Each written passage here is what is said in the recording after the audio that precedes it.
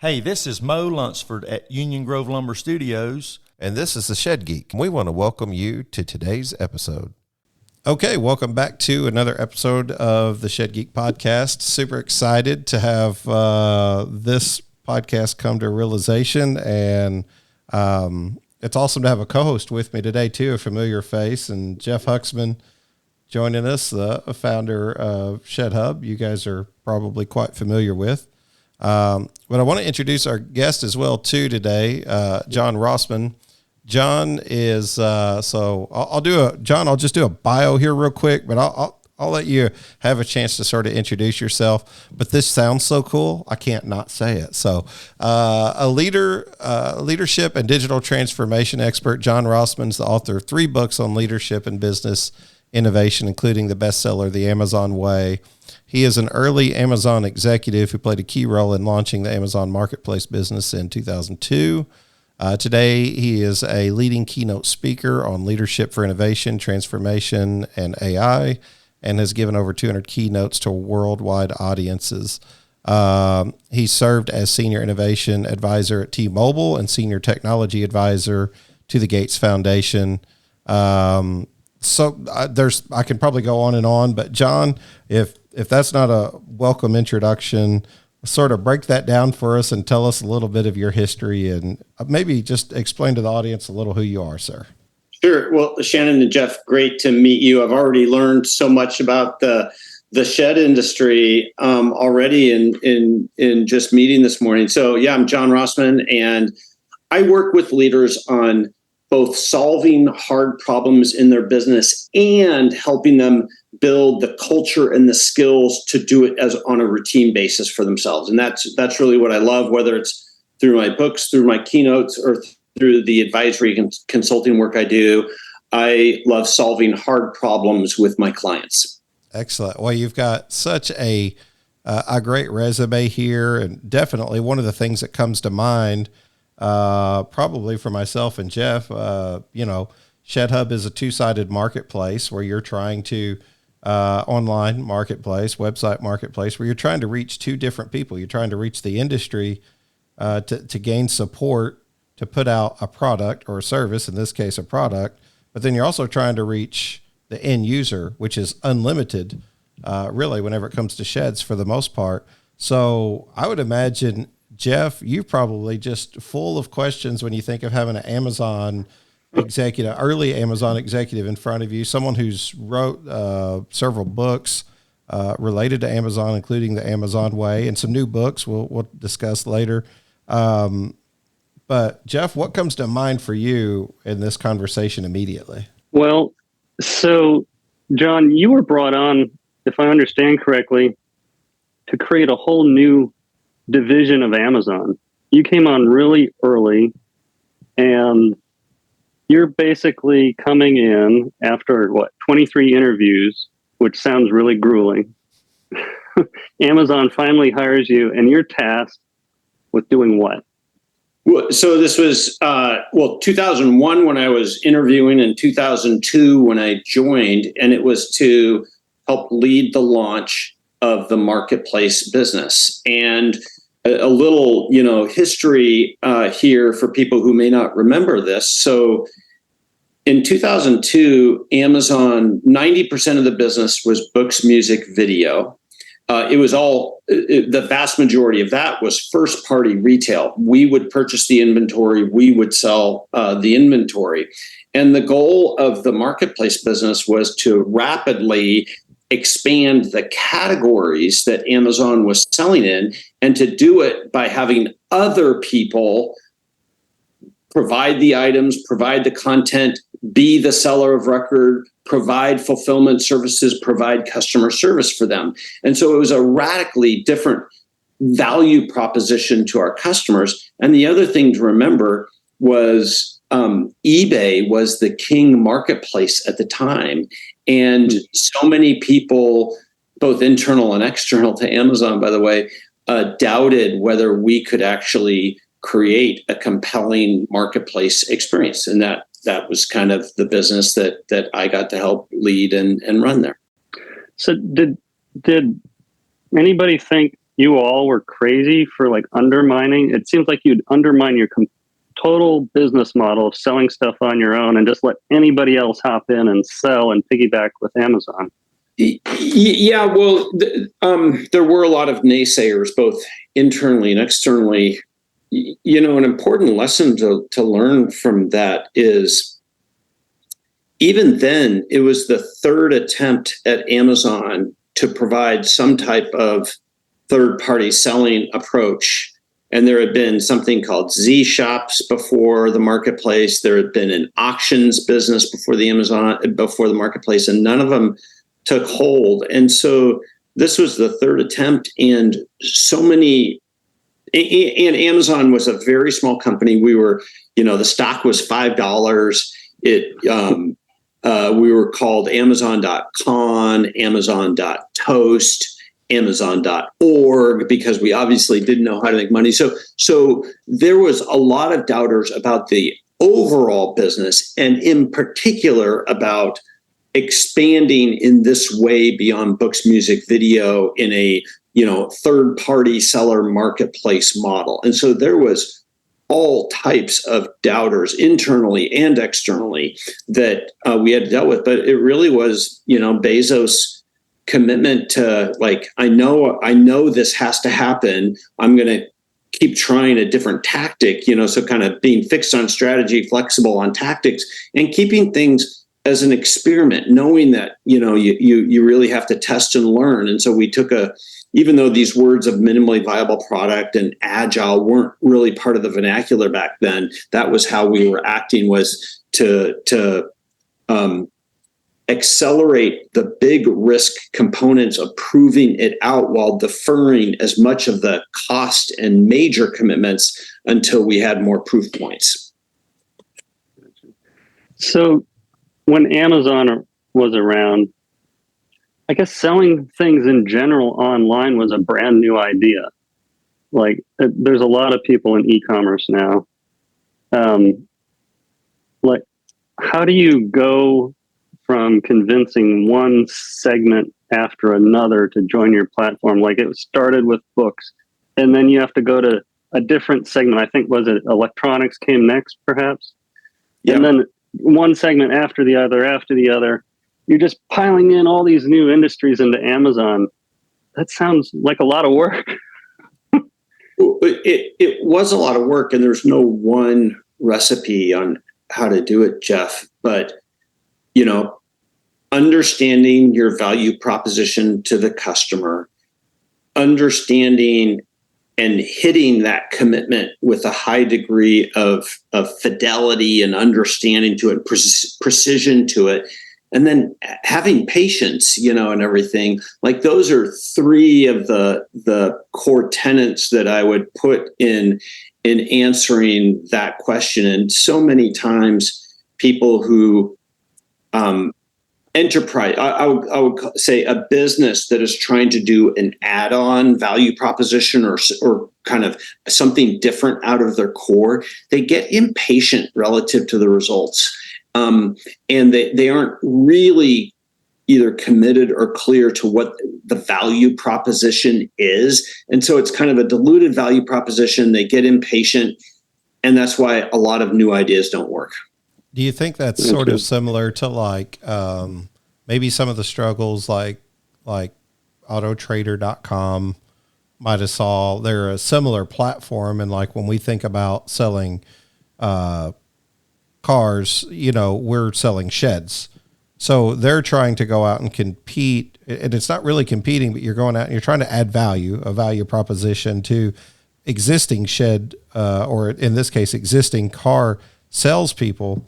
But maybe they see it as like, oh no, if I have my cars listed and my competition has their cars listed on it, I don't really have a competitive advantage. What are, like, when you had those objections come up, how would you overcome those? What would be like the things you would say for Amazon?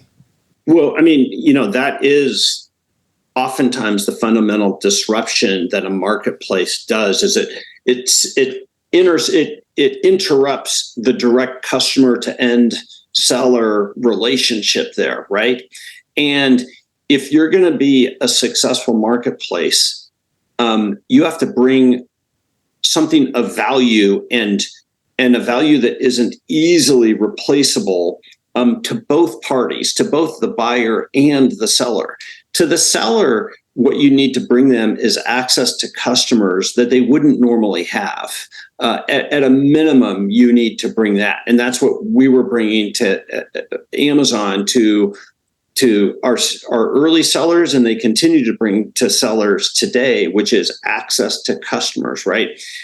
To customers, you have to bring value both upfront in kind of the discovery process and the buying process and everything, but you also better figure out how you provide value to the customer on an ongoing basis, because otherwise, and this is what's happened with several marketplaces, is the customer just goes, hey, I'm just going to go around to the end seller next time and skip the marketplace completely. And so that happens like a lot of times with like marketplaces like Rover or some sort of service-oriented marketplaces.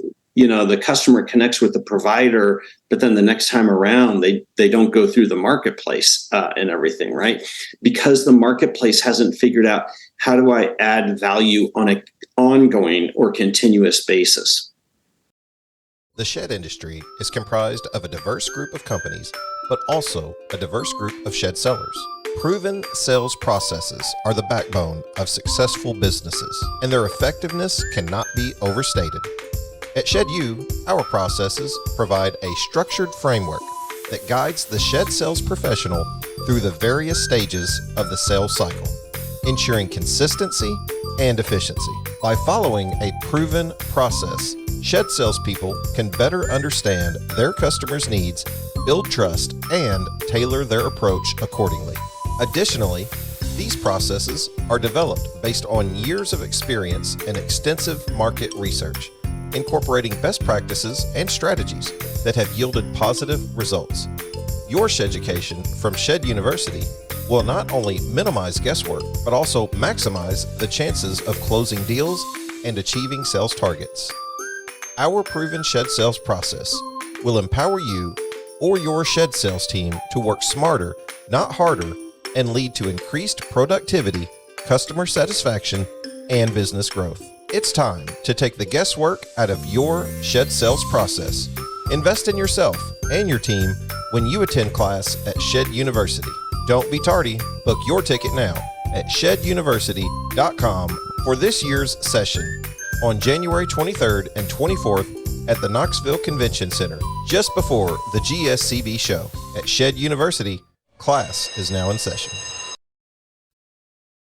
One of the things you touch on your book quite a bit is that established companies need to think more like startups. And I'm trying to, I agree with that, but I just sort of want to put this in context because it might seem a little bit odd to some people. So I'm a father. I have 2 kids, and a lot of times we'll say that I'm raising children, but I sort of like to think of it as I'm raising adults. The goal is to get from kid to adult. We're raising them to adulthood. We tend not to think about adults should act more like kids, unless you're a comedian like Will Ferrell in the movie Elf or something like that. And then it's fun to watch. It's silly. And so I guess my question is does it really make sense for established businesses to act like a startup? Yeah. Well, what a great framing for the question, Jeff. Like that's a great analogy and everything. And I think in both big ways and small ways, established companies can and should think like startups. I'll start with the small ways. So one of the things that startups do really well is that there's no internal barriers, there's no organizational boundaries, and everybody tends to fill lots of roles, right? Like you don't get kind of this bureaucratic mindset in small companies. Well, I think that's a valuable thing for big companies too, which is both knowing, what your job is, but knowing that the job isn't the goal, the outcome is the goal. And we should, one of Amazon's leadership principles is act like an owner. And so everybody should act like an owner. And, an owner is always interested in like completely getting the job done right, not just a segment of it.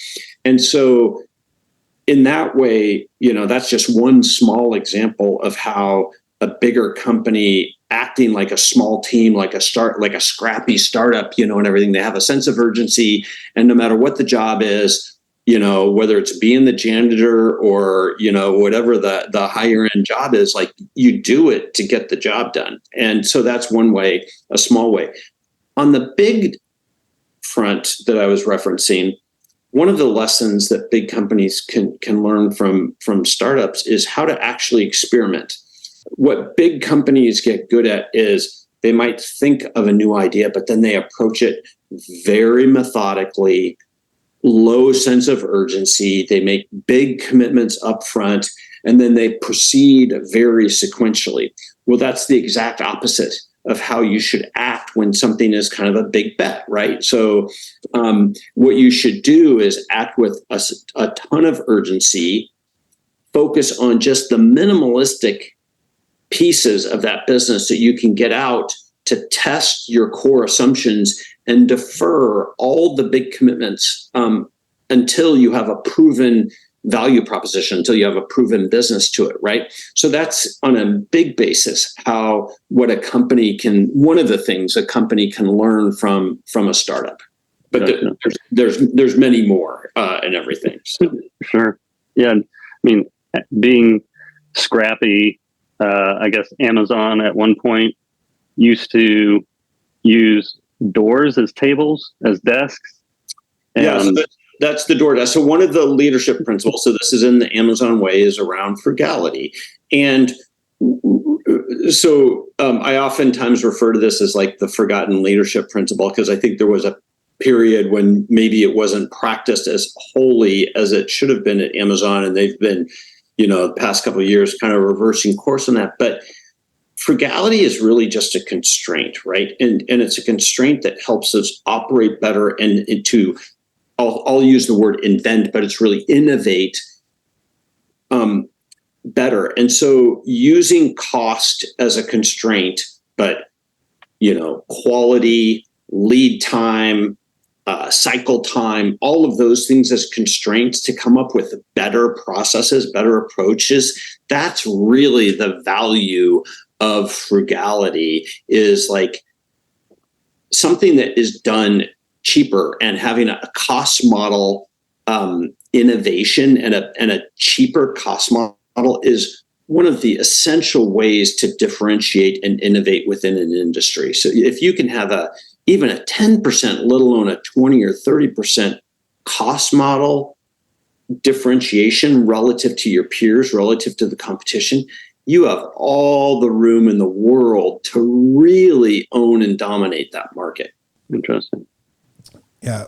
I'm thinking of, and I might be probably jumping too many tracks here of thought, I'm not sure, but one of the things that I remember listening to or reading in it, in your book, is you said Bezos talks a lot about the internet still being very early on, and I'm paraphrasing here, but the dot-com boom happened 30 years ago, but the internet's still relatively new. So two-sided marketplaces are still, in spite of all the success you've seen with others, including Amazon, they're still relatively new ideas in theory. And I think generational wise, I sort of, John, I would link that with like my kids.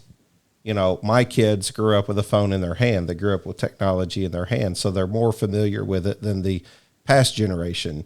I make jokes all the time about my father, who's 80 and uses a flip phone and thinks I'm a wizard because I can pull up a menu on a QR code, right? So when I'm around my son, like we were trying to replace something on his gaming computer yesterday, and we go into Best Buy, and the guy comes up and says, well, if it's gaming, I'm your guy. And I'm like, okay, this guy's super cocky, right? And the next thing you know, he starts rattling off all this stuff. And my son, who I know is pretty smart, but my son's like giving it back to him, right? And he's like answering every question he has. to the point to where we end up buying the thing my son was wanting to end up purchasing, which was a graphics card. But I thought it was just so interesting because I was just like, wow, he's so smart. He knows so much more than I do. And now he's the wizard, right? Because he's able to do all of these things. Is there a point where, like, this is maybe a question for the consumer side, and maybe it's fair to say it's for the shed side as well too. Is there a point where we just have to become familiar with technology in general to really support these ideas? Nowadays, there seems to be so much to choose from when it comes to offering rent-to-own. So many companies have all these promotional items that go along with the rent-to-own program. It's hard to know where the rent-to-own program ends and the shed company begins. At Country Classic Rentals, we believe in doing business the old-fashioned way. Old-fashioned doesn't mean we're not capable. It means we still value a handshake. And we believe when you say something, your word means something. There was a time when you could look someone in the eyes and say what you mean and mean what you say. We have built our company from that philosophy. At Country Classic Rentals, you can be confident that when you produce an RTO contract for your customer, we will make sure that the customer is taken care of when they become our customer. Country Classic Rentals is ready to have exploratory phone calls with shed companies in Ohio, Kentucky, Indiana, West Virginia, and Tennessee, looking to partner with a trusted and resourceful RTO partner. If you're looking for an RTO partner who will work for you, give us a call at 937-483-4588 or call toll-free at 800-649-5667. Just ask for Stan, and we'll be happy to have a conversation. Country Classic Rentals, the freedom of ownership. Well, you packed a lot into that discussion there.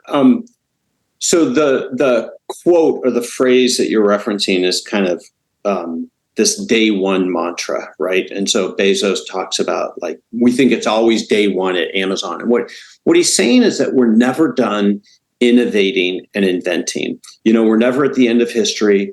There'll always be more music to write. There'll always be new ways to innovate on behalf of customers. There'll always be better ways of approaching things. And technology will always play a role, but it's just one role. And I think where so many leaders get this sideways is they think that technology is the answer, and it's just part of the answer. And oftentimes it's a hard thing, but it's not the hardest thing, right? Thinking through the actual strategy, how to solve the problem, how to create a value proposition, how to create processes, how to address incentive systems, how to use metrics in our business, how to organize work, like what are the right policies, procedures, like all of those things have to change also. And approaching it as a technology initiative or strategy or problem or answer, no matter what it is, like that is actually a big part of why so many of these things fail, is because we don't understand it's all of those levers that have to change. And that's why I frame everything I do kind of relative to leadership, right? Leadership is understanding how to use all the different tools and levers that we have to drive change in order to get to an outcome. That's what a leader does. And that's why I think leadership is the always in shortage skill set that's out there. Is how do you actually envision what you want to do and lead and guide others to accomplish that mission? That's what leadership is.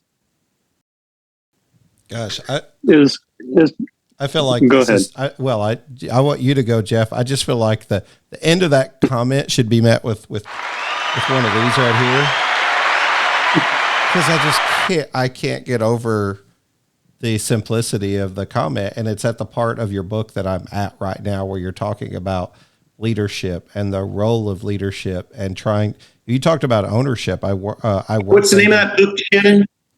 I'm reading The Amazon Way now. I've got The Amazon Way. Okay, I've got both. I've got it on Audible, but then I've got a hard copy too that came in the mail a couple of weeks ago.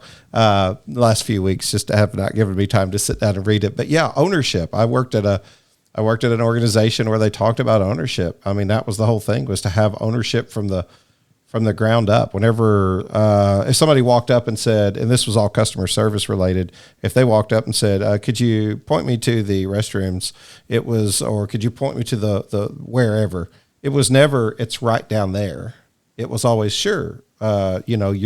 Would you like to accompany me? I'll make sure that you get to your right destination. So it was never, it's over there. It was always, follow me, please. And then once you got there, it was an opportunity, say, so this was a casino I worked at. So like say they might have had like a what they called a rewards program. Well, you get them to the person behind the desk if that's what they're looking for. And you say, hey, Jeff, this is John, and John's going to help you with any questions you have about that rewards program. So that's what an owner would do. Whereas an employee would say, it's right over there. Talk to John. I love the idea. And an owner never just sidesteps a problem. They don't kind of kick the can down the road, those are different attributes of kind of acting like an owner, right? Yeah. Absolutely. Jeff, go ahead with your questions. I'm trying my best to stay off the microphone here. No, I mean, you're talking a lot about what's doing right for the customer, which is one of the principles. And the business, right? Those things have to coexist. So there's 14 leadership principles from Amazon. That's what the Amazon way is about. I've been in lots of conversations where like, okay, well, all we got to do is focus on customer obsession and customer centricity. And it's like, that's a good place to start, but you can't end just there. And that's why there's not just one leadership principle at Amazon, customer obsession, but there's a whole set of them. And you have to know which ones to pull in different instances. That's where, kind of wisdom and experience is needed. It's not a simple playbook, but if you think about like a football team, that's not a simple playbook either. Like people can handle the complexity of having a set of operating principles. One of the new appendixes, the Amazon Way has 3 editions. I first released it in 2014. We did a new release a year ago, and I added an appendix to it. And the appendix is about building your own leadership principles, because in no way do I propose to somebody that Amazon's leadership principles are right for you. But the fact that they have the clarity to really think about, what do we prioritize? How do we work together? What's unique about our culture and our business that we should capture and put into our culture and our leadership? That's what Amazon's done. And I think any business can benefit from really thinking through, what's unique about us, what we believe in and how we operate, and what are our mutual expectations out of everybody here. You can value that. So in that appendix, I kind of outline like how I would recommend going about building your own leadership principles. Yeah. And every company is different. Exactly. Yeah. And don't try to be somebody else. Learn from others big time. Right. But you need to distill it down into, well, what do I believe and what can I learn from that? And then how do I proceed with it? And how do I pass it forward to the others in my team? That's building a scalable business. Right. So what you're saying is you've got the 14 principles, the big bullet points on how Amazon operates, but that's not a fit for everybody. Oh, not you. Wait. So you got that up front in the book too, and everything, right? This is my story at Amazon and the story of the leadership principles. You can learn from it, but don't copy it, Very, very good. One of the things that intrigued me in the early days of Amazon and still today is like in year 2000, there was $2 billion in losses. You guys just kept trucking through. You paid off the debt. You were betting on something. You were betting on this working in the end. And what you could see were the trends, right? And so it didn't take real complex math to see the trends. And most of those losses were investment quote unquote losses, right? We were building infrastructure. At that point, it was a lot of fulfillment infrastructure, customer service infrastructure, organizational infrastructure. And so, Jeff was definitely thinking big and making a bold move, but you could see the trend. And what we always had a sharp eye on was unit costs. We always understood our unit costs. And very early on a unit basis, on an order basis, on an item basis, Amazon was, and on a customer basis, Amazon was profitable. It just chose for years to reinvest what could have been profit back into infrastructure. And it realized that in this particular instance, it's not this way in most instances, but in this particular instance, getting big fast really mattered because the belief was like, well, retailers will wake up and see the challenge to their cozy existing business models and will react to this. And we needed to get big fast in order to get ahead of that. And so in this particular instance, it did make sense to take in a bunch of capital and debt and deploy it pretty quickly and then grow into it. Did that make shareholders upset? No, because if you've read Amazon's shareholder letters, they told you from day one what they believed in and how they were going to act and everything. And so while a shareholder may not agree with everything that Amazon's done, on the whole, no. And I think they've been generously rewarded for that over the years. Absolutely. Like any management team, they haven't made all the right decisions, but in general, it's been a great story. And Amazon told you from the 1997 shareholder letter exactly what they believed in. And in fact, Jeff asked investors to not invest in Amazon if you don't believe in these things, right? And so if investors were upset, like it's because they didn't do their homework, honestly. So you were setting the expectations early on with your investors, so they knew exactly what to expect. There's no surprises. Well, exactly is a tricky term there, Jeff. But they understood the long game that Amazon was playing. Yes. Gotcha. I think you've written something new about that. Well, about this general theme. Yeah. So the new book is called Big Bet Leadership, Your Transformation Playbook for Winning in the Hyper Digital Era. It releases next February 27th of next year. And it's really built on the back of all the work that I've done after Amazon in taking these concepts that we've been talking about and applying them into other businesses. And my co-author, Kevin McCaffrey, was my client. So Kevin ran strategy at T-Mobile. He then ran strategy in the Google Ads business.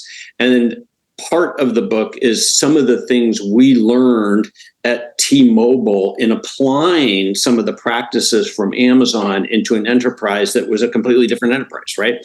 And so it's a very actionable book. It's an easy read or listen. And if you go to bigbetleadership.com, you'll see an incredible offer that I'm making to listeners. So go to bigbetleadership.com and check it out.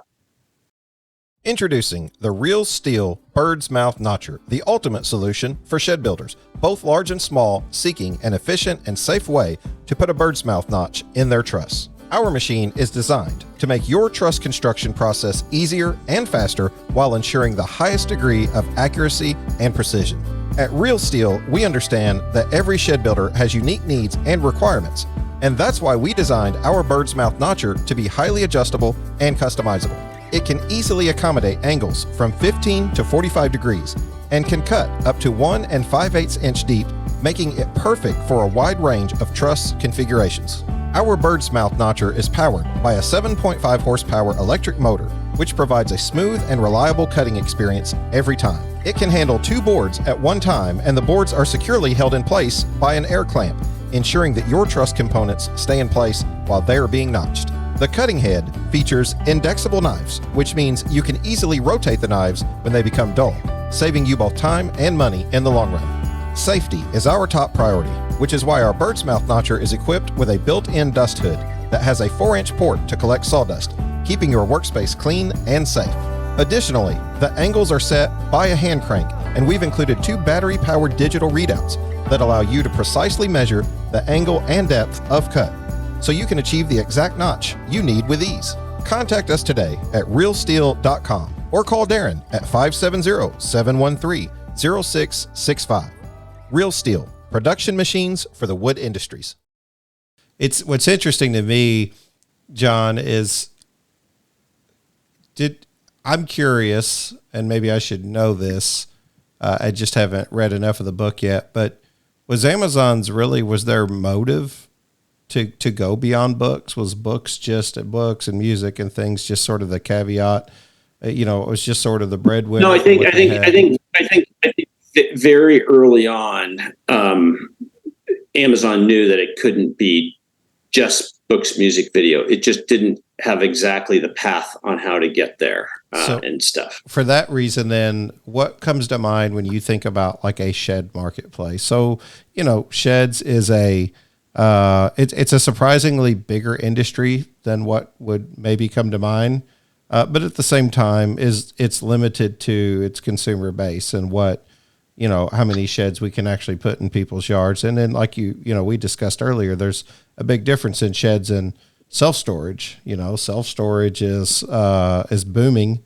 But a lot of people don't know that logistically we can bring a shed to your backyard in most situations, whether that be a small 8x12 shed or, down in Texas, you're seeing 18 by 60s. And then of course there's this tiny home boom and where do we cross over from homes to, or get into ADUs and tiny homes, and we're no longer just a shed manufacturer, but much of the process is similar.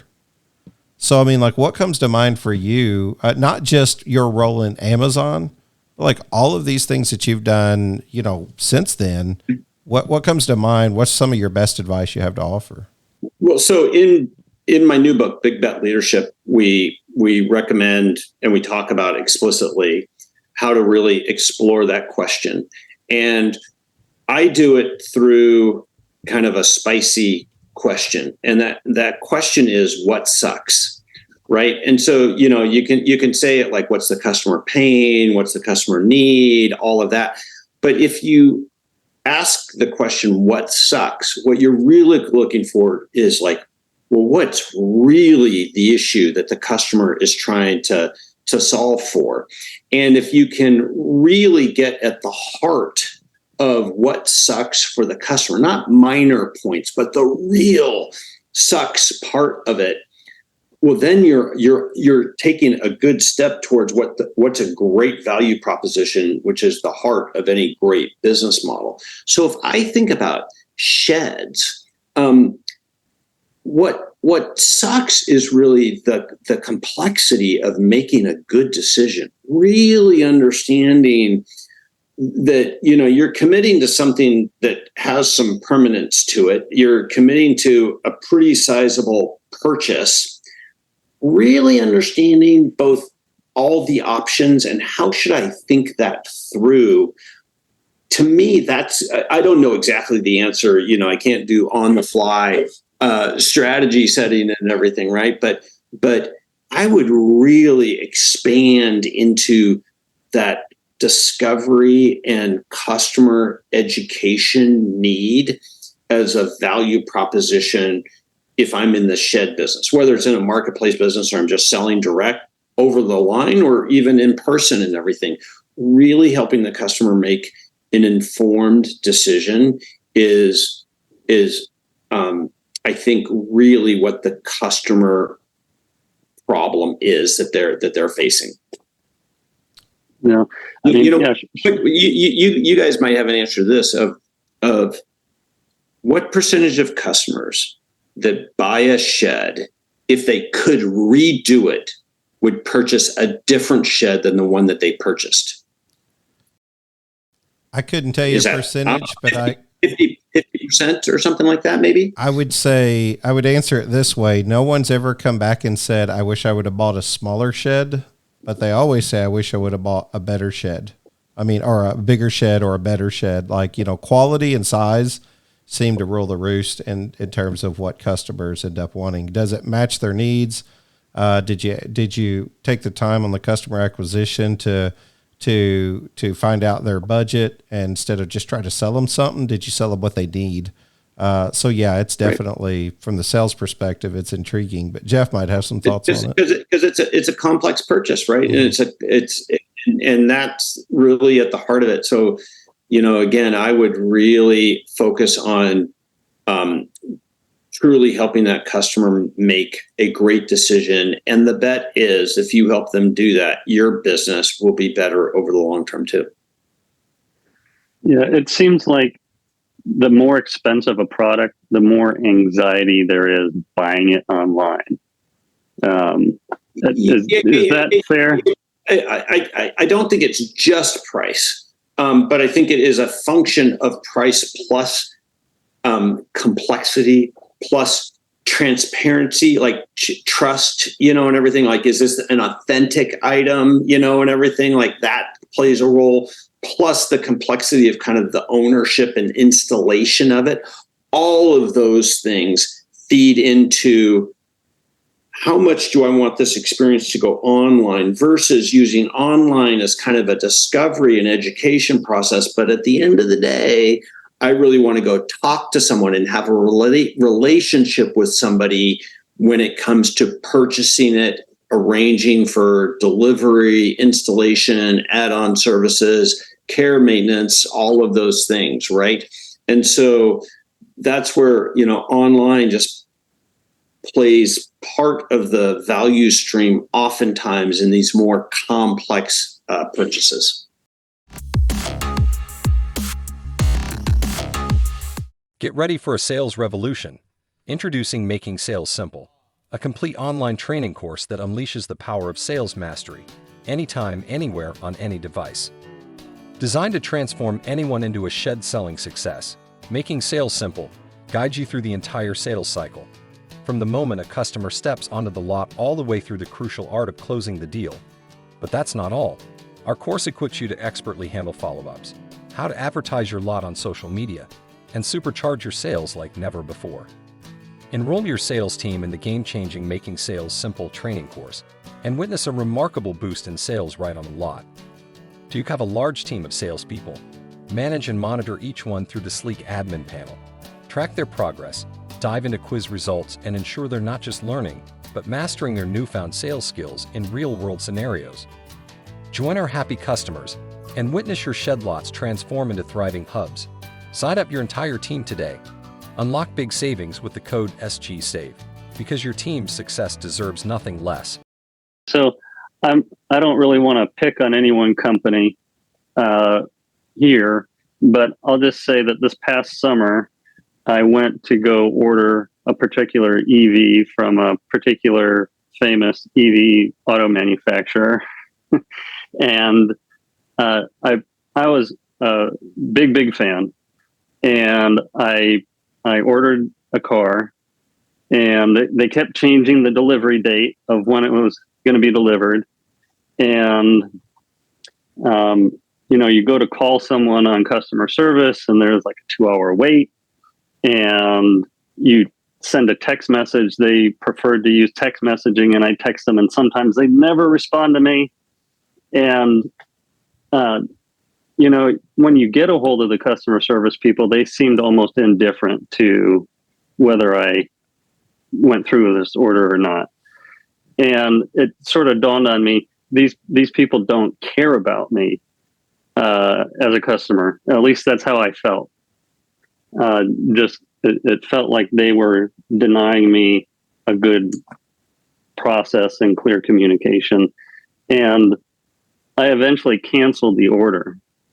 And when I think about Amazon, I can order a $2 eraser, or I can buy something that's thousands of dollars, and I always get good customer service. And here I was buying this really expensive car. You expect good service.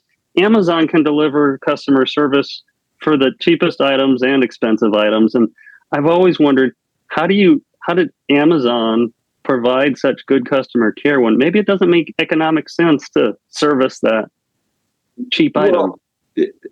There's a lot behind that answer, but at the end of the day, it really comes down to valuing the lifetime value of that customer, not just the value of that item that they're purchasing. So that's one thing. The other thing is just having a culture of paying attention to details and understanding that the best customer service is actually no customer service, that the customer shouldn't have questions, that the customer should understand where things are, that it should be self-service in any way. And so by really focusing on avoidance of customer questions and issues, that's how you drive down the cost of customer care. And then if there are questions or issues, making it as easy as possible for them to do self-service to answer the question for themselves. Well, that also drives down the cost of doing that. And so many companies focus on just how do I actually provide customer service versus how do I avoid customer service, and realize that the cheapest question is the one that's never asked. Right. I guess in my case, the sense I got after talking to a manager was they wanted to be hands off. They wanted it to be touchless as possible. But when it comes to touch points, they couldn't deliver that. When there were questions, the answers weren't there. And it ended up not being, it sort of backfired. It ends up being high touch point if there's not clarity early on. They did everything I advised not to do right there, right? So there was customer questions and they made it hard for you to do. So that's the exact opposite of what I was recommending.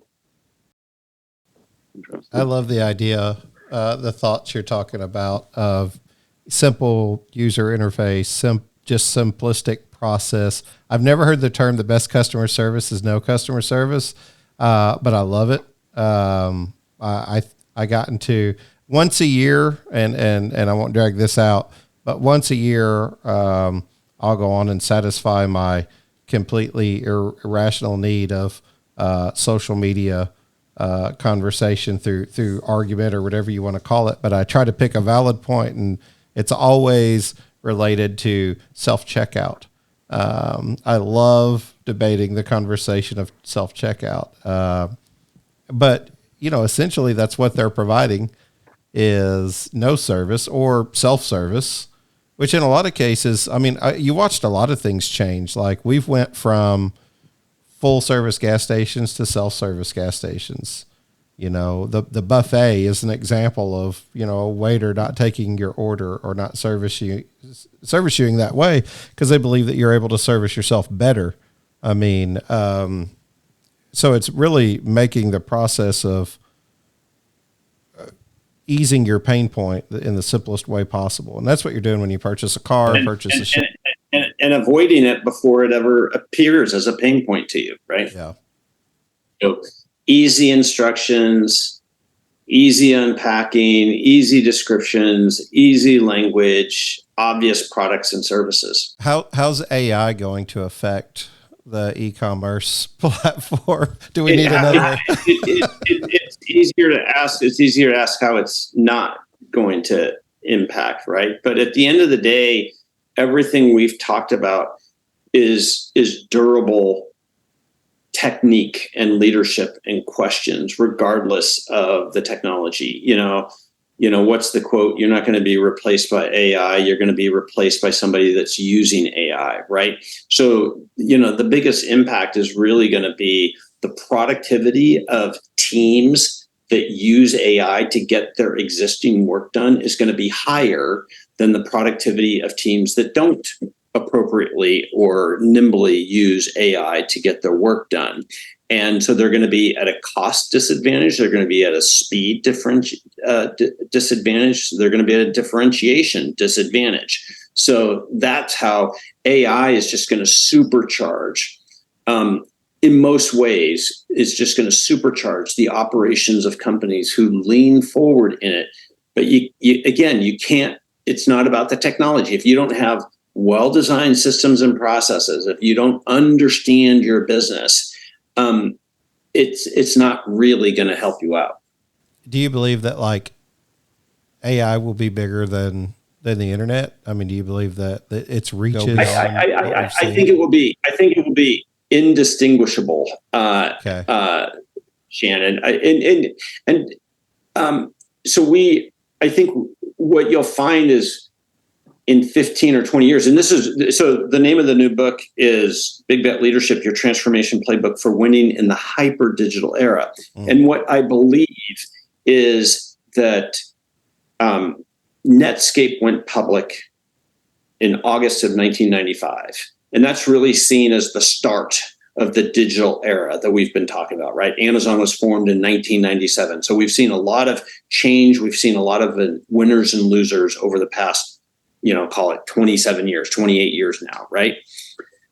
I think in 10 years henceforth, we'll look back and we'll go, oh, when ChatGPT released in November of 2022, not that we remember ChatGPT, but that moment was a watershed moment when AI became visceral and obvious to everybody, like, oh, this is going to be a game changer, like the internet, like mobile, like cloud computing, right? We don't differentiate those, the experience and new business models. So AI is going to be yet another big lever, a tool that we use in order to run great businesses.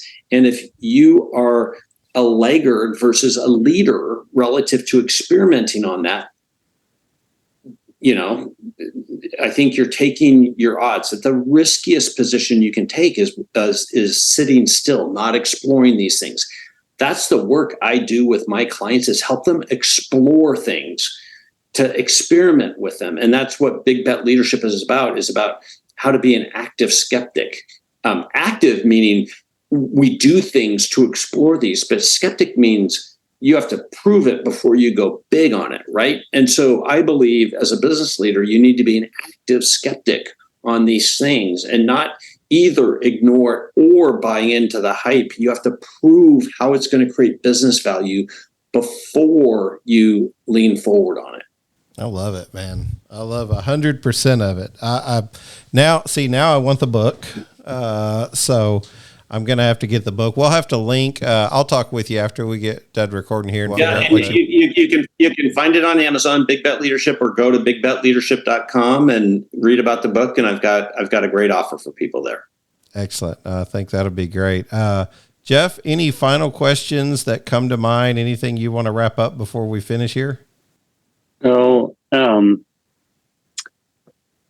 there's so much. I could probably do another hour. It was just a great honor to have you here today, John, and pick your brain a little bit. To you on Shed Hub. I love the concept and everything, and so that's really cool. Thank you very much. So typically, I will. Towards the end of the podcast, John, what I've been doing here lately, so we're not going to give you any different treatment. We typically turn the microphone around and say, what questions do you have as a guest for myself or Jeff, whether it be podcast, personal, shed related, you name it, just on the spot. What's any kind of question that would come to mind that you'd be curious about that we could answer for you today, since we've taken all this time to well, what I'm going to do is I'm going to go answer my question for myself, which is, what shed should I buy? I'm going to go explore that question on Shed Hub, and so other than that, I don't really have any questions. But I love these industries that I don't think about every day, but that are big industries. And I told you before the show, like I've done 3 keynotes just in the self-service industry. And so it's one of my favorite aspects of the job I get to do, is learning about these industries and customer segments and product segments that I don't think about on an everyday basis. So it's pretty congratulations wild. Yeah, it's pretty wild for contributing to it. The shed itself, when you think about like a homestead, traditionally speaking, outside of like larger population centers, you have a home and you have a vehicle in a lot of cases, maybe a garage. Then you have a shed. It's one of the bigger purchases, the larger purchases in your backyard. And in the Midwest where we are, I mean, it's just very common for pretty much every lawn's going to have a shed setting in it. So Right. people don't think about how those get there, how they get delivered, that versus the self-storage. If people want to find out more about you, you have a website as well. You do some consultation. Hey, feel free to take a sales approach here. Yeah. So easiest way is just LinkedIn, John Rossman, or you can go to rossmanpartners.com. But, all of my work is about helping business leaders solve problems in their business and build leadership for themselves and their team so that they can do it on an ongoing basis. So whether you read my books, we have a consultation, we do a keynote, we do a workshop, whatever it is. And I appreciate the opportunity to be here today to talk with you guys.